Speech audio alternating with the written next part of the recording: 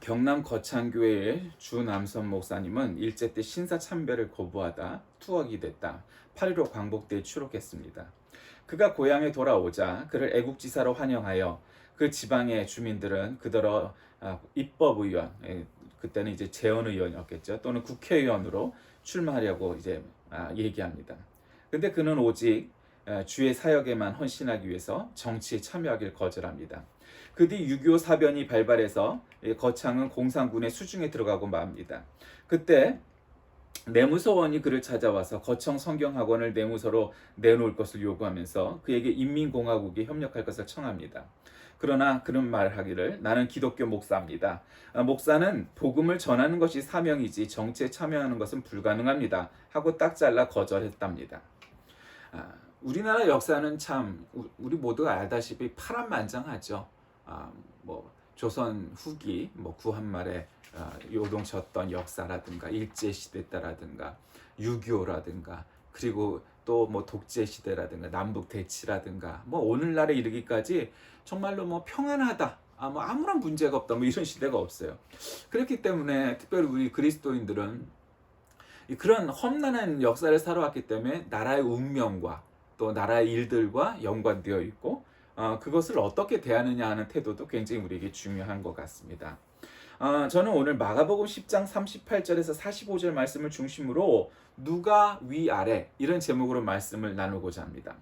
오늘은 어린이 주일이죠. 예전에는 어린이에 집중해서 말씀들을 많이 나눴는데 오늘은 이 마가복음 10장이 지금 38절부터 지금 시작하는 본문을 잡았는데 요 전에 보면은 우리가 아까 교동문에서 읽었던 어린아이가 예수님께 다가오는데 제자들이 막지 마라 그래서 안수하고 기도하고 축복해서 보내주었다.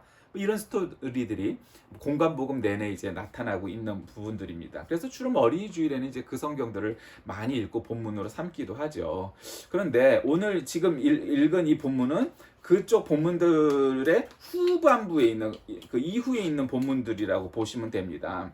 그런데 이 마가복음도 그렇고 마태복음도 그렇고 누가복음도 그렇고 대체로 공간복음은 이제 비슷하잖아요. 그런데 이제 어떤 구조가 돼 있냐면은 그 순서가 그 어린아이들이 오는 것을 막지 말아라 그러면서 안수하고 축복하고 기도하고 돌려보내셨다.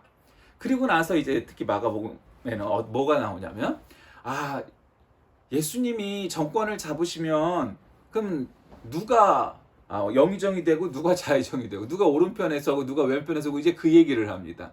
그게 이제 안드레와 요한을 비롯한 이 제자들이 그런 얘기를 이제 꺼내기 시작을 합니다.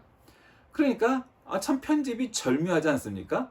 그러니까 이 제자들의 이게 요즘 말로 말하면 이제 이미 꼰대가 돼 있는 겁니다. 야, 내가 여기서 내가 부모도 버리고 집도 버리고 이렇게 나와서 3년 동안을 이렇게 살았는데 아직 3년을 산 건 아니지만 지금 시점이 이렇게 내가 예수님과 지금 계속 할 건데 그럼 나한테 뭔가 이렇게 노지 생활을 하고 하는데 나한테 뭔가 보답이 있어야 될 거 아니야? 뭘까? 그 예수님이 예루살렘에 입성하고 정권을 잡으면은 그러면 내가 장관 하나쯤은 내가 얻어야지. 이런 생각을 하고 있었다는 거죠. 그런데 문제는 이 공간복음의 기자들이 아이들의 이야기 그 다음번에 그 이야기를 편집했어요. 물론 이제 그것이 정말 역사적인 순서가 그럴 수도 있겠지만 그럴 수도 있겠지만 어쨌든 그 편집의 그 순서가 아주 공교롭게도 그 뒤에 돼 있어요. 그 여기서 우리는 무엇을 생각할 수가 있나요? 지금 아이들에 대하여서는 야, 아이들 일로 오지 마, 애들은 가 이게 보통 어른들의 일반적인 태도들이잖아요. 그래놓고는 야, 애들은 빠지고 자 이제부터 우리 위치 정하자. 누가 위고 누가 아래냐? 누가 위고 누가 아래냐? 그거 예수님한테 판단해 달라는 거 아니에요. 그러니까 애들은 가고 여자들은 당연히 끼지도 못하고 그냥 예수님의 제자들 12사도들 중에도 서열이 있어야 될 거 아니에요. 가만 보니까 베드로가 암만 해도 이게 수장인 것 같아. 그래서 베드로 말고 내가 총리가 되면 내가 넘버원이 되면 내가 넘버 투가 되면 어떨까? 예수님 다음에 이제 그 생각들을 하고 있는 거죠. 그 두 제자들이 와서 이제 그 얘기를 하면서 오늘의 이제 문제가 이제 발단이 시작되는 거죠. 그러면서 예수님께서 너희가 구하는 것을 알지 못하는도다. 내가 마시는 잔 너희가 마실 수 있느냐? 내가 받을 세례를 너희가 받을 수 있느냐? 그러니까 받을 수 있죠. 예수님, 저는 예수님이 지금 행하신 거 죽은 사람도 살리는 걸 봤는데 못 따라할 게 뭐가 있어요. 저는 올인합니다. 뭐 이런 사람도 있었을 거고, 아니 경우에 따라서요. 뭐 나쁜 거면 안 되고 좋은 거면 당연히 따라하겠죠. 그런 사람도 있었을 것이고. 봐서죠. 그걸 뭐 사람 일을 어떻게 알아요. 그때 가봐야 하는 거지. 이런 태도를 가진 사람도 있었을 것이고. 어쨌든 그런데 말들은 어땠냐면은 세례도 똑같이 받고 고통도 똑같이 받고 예수님이 당하시는 것처럼 우리도 그렇게 받을 것이다. 그러니까 내 좌우편에 앉는 것을 내가 줄 것이 아니라 누구를 위하여 준비되었든지 그들이 얻을 것이다. 그래서 열제자가 듣고 이렇게 얘기를 꺼낸 야고보와 요한에 대하여서 화를 냅니다. 야, 지금 이거 농공 행상할 타임이야 이게? 아직 말이야 사냥도 안 끝냈는데 토사구팽할 시점이야? 뭐야? 이건 말도 안 되잖아. 이렇게 얘기가 된 거예요. 그러니까 이방인의 집권자들이, 그러니까 지금 로마 제국을 얘기하는 거죠. 임의로 주관하고 그 고관들이 권세를 부리는 줄 너희들이 다 봤지. 그러니까 너희 중에는 그렇게 되면 안 되는데, 너희든지 누구든지 크고자 하는 자는 너희를 섬기는 자가 돼야 되고, 으뜸이 되고자 하는 자는 종이 돼야 되고 해야 된다. 왜냐하면 인자가 온 것은 섬김을 받으려 함이 아니라 도리어 섬기려 하고 자기 목숨을 많은 사람의 대속물로 주게 하려 함이다. 지금 이것이 이제 오늘 본문의 이야기죠. 자, 이렇게 하는 이야기가 오늘 본문의 주요된 내용입니다. 그러니까 누가 도대체 위고 누가 아래냐? 이거 많이 따지죠. 특히 우리나라는 더해요. 우리는 뭐 한 살만 많아도 뭐 빠른 몇 년생 뭐 이거 따지면서 형이니 동생이니 뭐 이거 따져야 되고, 같은 동년배에서도 야 내가 1월생이니까 생일이 빨라 해갖고 뭐 해야 되고, 군에 가면 그리고 이제 유교주의 저거에서 밥을 먹어도 그냥 우리는 안 먹죠. 우리는 본능적으로 우리 자리가 어딘지를 알아서 잘 찾아가게 이미 훈련이 되어 있어요. 내 서열을 쫙 봐서 내가 조금 여기서 고창급 되면은 높은 자리 윗자리에 올라가고, 여기서 내가 좀 후배쯤 되면 밑으로 가고, 이게 저절로 훈련이 되어 있어요. 군대 가도 마찬가지죠. 동기가 다 가도 생일 빠른 사람이 이 군번이 제일 빨라서 선임이 되는 거죠. 그래서 경례를 시켜도 자력 경례 하면서 보고해도 선임이 해야 돼. 그러니까 이 군사주의 문화, 유교주의 문화, 뭐 이런 문화들이 우리한테 있으니까 우리는 뭐 이것이 낯선 일이 아니고 사실은 우리 일상 속에서 매번 있는 일들이죠. 근데 이제 그게 너무 지나치다 보니까 이런 21세기를 살아가는 오늘날 굉장히 문제점들이 많은 것도 사실입니다만, 그러니까 누가 위냐 누가 아래냐. 우리나라는 유독 더 심한 나라지만 아시아권들은 뭐 서양도 없냐? 그렇지 않아요. 서양도 마찬가지로 있죠. 심지어는 뭐 법적으로도 대통령이 유고시에 누가 그 자리를 대신할 것이냐. 우리나라로 따지면 뭐 총리, 그다음에 뭐 외교부 장관 뭐 이런 식으로 있죠. 그다음에 미국도 대통령과 부통령이 절대로 같은 곳에 있지 않죠. 만약에 사고를 당해도 유고시에 대체해야 되니까. 근데 이제 부통령 다음엔 어떻게 되느냐? 뭐 당연히 거기도 국무장관일 것이고 뭐 이렇게 다 있단 말이죠. 그런 식으로 다 돼 있는데 그게 이제 서열이란 말이에요. 북한에 가도 당서열이 있잖아요. 특히 공산주의 국가는 당서열이라는 게 있어갖고 1위서부터 뭐 100위까지 200위까지 쫙쫙쫙 서열이 나와 있단 말이에요. 그게 누가 위냐 아래냐 따지는 걸 좋아하는 그 사람들이, 그런 권위적인 사람들이 있게 마련이에요. 예수님의 제자들도 마찬가지였다는 거죠. 누가 위냐 누가 아래냐 누가 위 아래냐.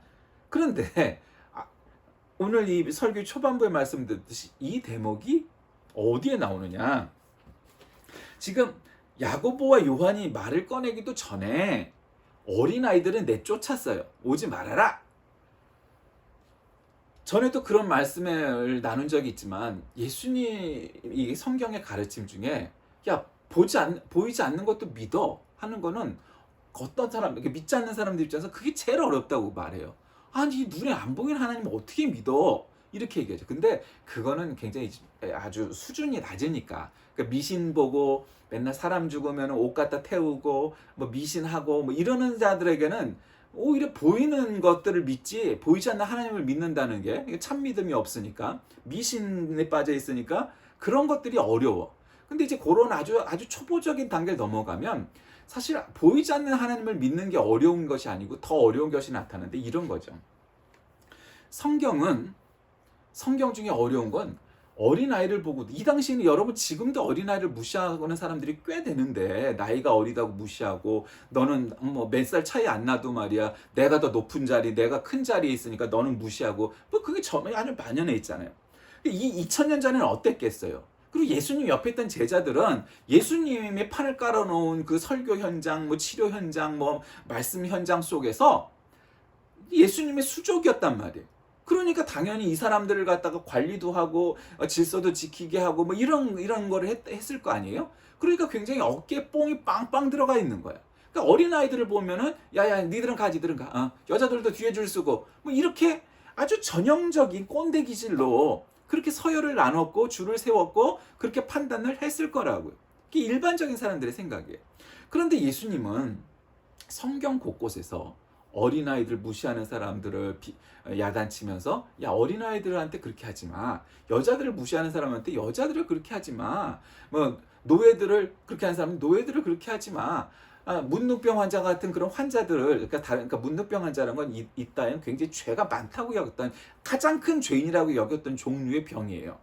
그 사람들에게도 야 그러지 마. 문둥병 환자들한테 장애인들한테 그러니까 예수님의 가르침 중에 사실 제일 어려운 건 예수를 잘 믿어도 이렇게 가만 보면 예수를 잘 믿는다고 말하는 사람들 중에도 다수가 이와 같은 일들을 해결하지 못해요. 누가 위냐 누가 아래냐. 내가 너보다 힘이 세니까 내가 위야. 내가 너보다 나이가 많으니까 내가 위야. 그러니까 너는 내 말에 복종해야 돼. 깔아. 엎드려. 꿇어. 뭐 이런 의식이 너무 많은 거예요. 그 제자들도 마찬가지였겠죠. 어린아이들 그까짓 거 뭐 야야 애들은 가. 이건 누구나 다 상식적으로 하던 일들이었어요. 그런데 예수님이 막으셨어요. 모든 종류의 차별과 모든 종류의 약한 자들을 예수님께서는 보호하시고 힘이 되어 주셨어요. 예수님이 대체로가 아니고 거의 퍼펙하게 완벽하게 힘 있는 자의 편을 들어주신 법이 없어요. 근데요 세상을 잘 살아가는 비결 뭐 성공서 개발서 이런 거 보면요 약삭 빠르게 돈 잘 되는데 주식 투자도 하고 잘 나가는 사람 뒤에도 쓰고 이런 것이 자기개발서 성공서 아니겠어요? 다른 사람을 잘 활용해서 힘 있는 사람 옆에 가서 친해. 야 돈 많은 부자 옆에 가서 알랑방구 껴. 야 뭐도 내주듯이 해. 다 그렇게 얘기하고 가르친단 말이에요. 근데 문제는 성경은 그렇게 얘기하지 않아요. 로마 권력자들 앞에 가서 어떻게 잘 침투해갖고 정권을 공유할 거를 한번 생각해 볼까? 이렇게 표현하지 않아요. 바리새인 사두개인들 서기관들과 같은 종교 지도자들 옆에서 종교를 점진적으로 한번 개혁해 볼까? 그렇게 말하지 않아요. 부자들 옆에 서서 야 부자들 잘 구슬려가고 헌금 많이 하고 야 그 사람들도 잘 신자가 되게 해야지 이렇게 표현하지 않아요. 부자들 권력자들 그 알아서 믿게 해요. 한마디로 말하면 그 정도 배웠으면 그 정도 알면은 알아서 해야지 뭐 그냥 별로 방관하다시피 해요. 근데 불쌍하고 판단도 못할 힘없는 자들은 예수님께서 직접 챙기세요. 파당, 당파성, 뭐 이렇게 편애 뭐 이런 표현을 할 수 있을 만큼 그래요. 여기에서 우리들의 문제가 생깁니다. 여러분 어떤 사람이든 기존에 어떤 기득권이라는 걸 단 하나도 가진 게 없는 사람이 있을까요? 그렇지 않아요. 아무리 보잘것없어 보이는 사람도 그 중에 하나쯤은 기득권이 있어요. 예를 들면 여자로 태어나는 것보다 남자로 태어나는 게 기득권 형성이 좋아요. 유리해요. 그리고 아픈 것보단 건강한 게죠. 가난한 것보단 부자인 거예요. 병자보단 건강한 거예요. 그냥 평범한 사람보단 권력을 갖고 있는 정치 권력을 갖고 있고 무슨 권력을 갖고 있는 사람이 힘이 세게 마련이에요. 영향력을 발휘할 수 있다는 거죠. 그것을 소위 성공하고 출세했다고 말하고 이런 거죠. 그런 게 우리 모든 사람에게는 단 하나도 없냐? 한 가지쯤은 다 있게 마련이에요. 누구라도. 근데 문제는 예수님은 그런 사람들을 대하는 태도와 자세에 있어서 그런 기득권은 내려놔라. 그리고 어떻게 하냐? 네가 내 좌니 우니 이따위 따지지 말고 오히려 목숨을 버려라. 이렇게 가르치시는 거예요. 아니 어떻게 내가 저까지 것을 위하여? 아이고 저거? 라고 표현할 종류의 사람들을 향하여 그렇게 말씀하셨다는 거예요. 여기에 우리의 고민이 시작되는 겁니다. 아니 믿는 거야. 얼마든지 믿을 수 있었죠. 잘 믿을 수도 있고 뭐든지 하겠어. 하나님하고 나와의 관계는 내가 뭐 전 재산을 갖다가 하나님한테 드린들 무엇이 아깝겠어. 여기에는 여기까지 오기는 그리 어렵지 않아요. 예, 물론 전 재산이란 거에 대해 갸우뚱한 사람이 있어서 한 사실 90% 이상은 다 떠내려가겠지만 그래도 전 재산이라는 걸 걸어도 올 사람이 있어요. 문제는 여기서부터예요. 그래, 하나님과의 관계는 내가 전 재산을 털어서라도 하나님한테 헌신할 수 있어. 사랑할 수 있어. 표현할 수 있어. 그런데 내가 싫어하는 저 인간. 내가 99명은 다 용서하고 내가 다 받아도 저 새끼 하나 라고 표현할 수 있는 그놈 하나. 그런 놈 꼭 하나 있잖아요. 주변에 꼭 하나씩은 있잖아요. 근데 저 인간 같지도 않은 저 인간, 저 싸가지 없는 인간, 저 보잘것없는 인간, 저 교만한 인간, 저 돈 있다고 저렇게 저기 하는 인간, 권력 있다고 저렇게 쳐대는 인간, 많이 배웠다고 그것 때문에 저 유세하는 인간, 그런 놈들 얼마든지 세상에 많고 우리 주변에 하나도 없는 사람이 어디 있겠어요. 근데 문제는 거기에 봉착하는 거예요. 예수님의 가르침은 바로 거기서부터 시작하는 겁니다. 예수님의 참된 가르침은 바로 그 자를 위하여 네가 그 십자가를 절하는 거죠. 목숨을 버리라는 거죠. 대신 죽으라는 거죠. 여기에 우리의 고민이 시작되는 거예요. 내가 99명은 할 수 있는데 내가 저놈 하나는 좀 그냥 넘어갔으면 99명을 위해서 내가 할 수 있습니다. 이게 어려운 거예요. 우리의 과제인 거예요. 그리스도인이. 지금 오늘 본문의 이 38장 전체는 그 이야기서부터 시작해갖고 그러니까 이혼에 대한, 재혼에 대한 가르침, 결혼에 대한, 그다음에 어린이에 관한 거 이런 거 나오는데 그런 거 맨 뒤에 이 대목이 나오는 거예요. 누가 위냐 아래냐. 예수님이 정권 잡으면 내가 그렇게 하리라. 이 얘기를 갖고 있는 거예요.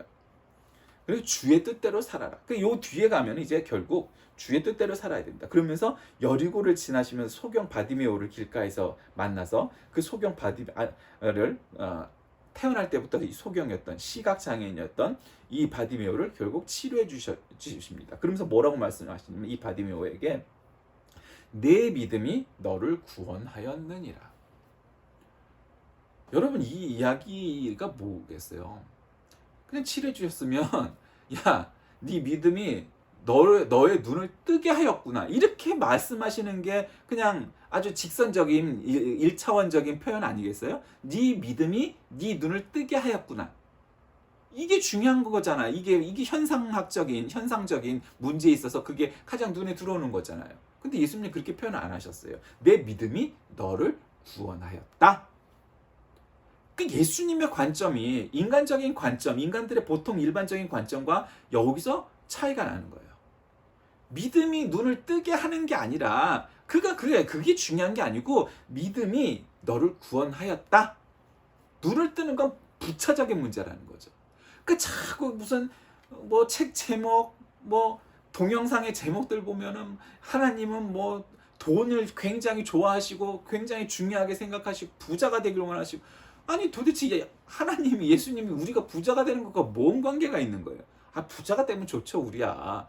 그러나 하나님 입장에서는 여러분 한번 경제학적으로 생각해 보세요. 이 세상의 재화는 동일해요. 근데 그 동일한 재화를 그리스도인이 갖고 있다면, 그것도 선한 그리스도인이 만약에 차지하고 있다면 하나님 입장에서 좋겠죠, 그렇죠? 네, 좋아요. 그걸 하나님의 일을 위해서 잘 쓸 수가 있으니까요. 그런 차원이라면 모를까? 아니 내가 부자가 되는 게 도대체 무슨 의미가 있어요? 그냥 중요한 건 내가 부자가 되는 게 아니고 내가 하나님의 마음에 합한 그런 선한 그리스도인이 되는 게 더 중요한 거잖아요. 그래야 내가 부자가 되든 말든 하나님께서 나하고 연관이 있든지 관련이 있든지 마음이 기쁘시든지 필요가 있으시든지 이럴 거 아니에요. 근데 내가 선한 그리스도인이 되는 거, 참된 그리스도인이 되는 거는 별 관심이 없고 그냥 맨날 부자가 되게 해달라고 기도하면 하나님께서 야 그래 너는 부자가 돼야지 하고 그 부자가 되게 해 정말 기도 제목들을 빡빡 들어주시던가요? 별로 부자가 되게 기도해갖고 기도해서 로또라도 맞아갖고 부자 된 사람 전 하나도 못 봤어요. 그리고 정말 믿음이 좋은데도 부자 안 되는 사람 많이 봤어요. 그리고 대체로 부자들 중에 믿음이 정말 교회 안에서 믿음 정말 좋은 사람도 별로 없더라고요. 그러니까 이런 딜레마가 왜 생기겠어요? 그러니까 우리가 은혜와 은사를 구분하지 못하기 때문이에요. 부자가 되는 건 은사예요. 내가 똑똑한 것도 은사예요. 내가 학력이 높은 것도 그것도 은사예요. 근데 그걸 우리가 자꾸 은혜라고 자꾸 착각을 해요. 은사라는 건 은혜의 선물이라는 뜻인 거예요. 달란트라는 거예요. 능력, 재능이라는 거예요. 그런 은사를 자꾸 은혜라고 착각을 해요. 그러니까 자꾸 은사를 은혜라고 착각하는 대부분의 사람들이 겪는 오류는 뭐냐면 내 믿음이 너를 구원하였느니라 라는 말씀을 깨닫지 못한 거예요. 예수님은 내 믿음이 너의 육안을 뜨게 했다 이렇게 표현하지 않으셨다는 거예요. 만약에 이 표현대로 이렇게 하지 않고 우리 인간적인 표현을 해서 내 믿음이 네 눈을 뜨게 하였다 라고 표현을 한다면 결국 우리가 어떻게 되는 거예요? 하나님, 우리가 부자가 되게 해주세요. 하나님, 정말 내가 부자가 되어서 성공하고 승리해서 하나님의 영광을 나타낼게요. 따위의 류와 결국 같이 할 수 있는 거죠. 내 눈을 뜨게 하였다 이렇게 표현하는 거예요. 근데 예수님은 그렇게 안 하셨다니까요. 그 자꾸 예수님이 하신 말씀은 뭐 그냥 눈치도 없이 그냥 관심도 없고 어디서 뭐 따온 건지 내 믿음이 네 눈을 뜨게 하였구나 이렇게 생각을 하고 말하고 표현하고 그렇게 믿는단 말이에요. 그게 예수님 말씀인 거죠. 예수님이 그렇게 안 하셨어요. 내 믿음이 너를 구원하였다. 그 말의 뜻은 뭘까요? 눈을 뜬 건 부차적인 거예요. 그건 은사인 거예요. 선물인 거예요. 은혜는 이 사람이 눈을 뜬 게 가장 중요한 게 아니고 네가 나에게 찾아와서 나에게 은혜를 구하여서 내가 너의 영혼을, 너의 육신을 구원하였다는 거예요. 뭐 영혼만이 아니라 영혼육, 전인격적으로 너를 구원하였다는 거예요. 영적으로. 그러니까 눈을 뜬 것보다 너의 육안이 뜬 것보다 너의 영안이 뜬 게 중요하다는 거예요. 예수님에게서.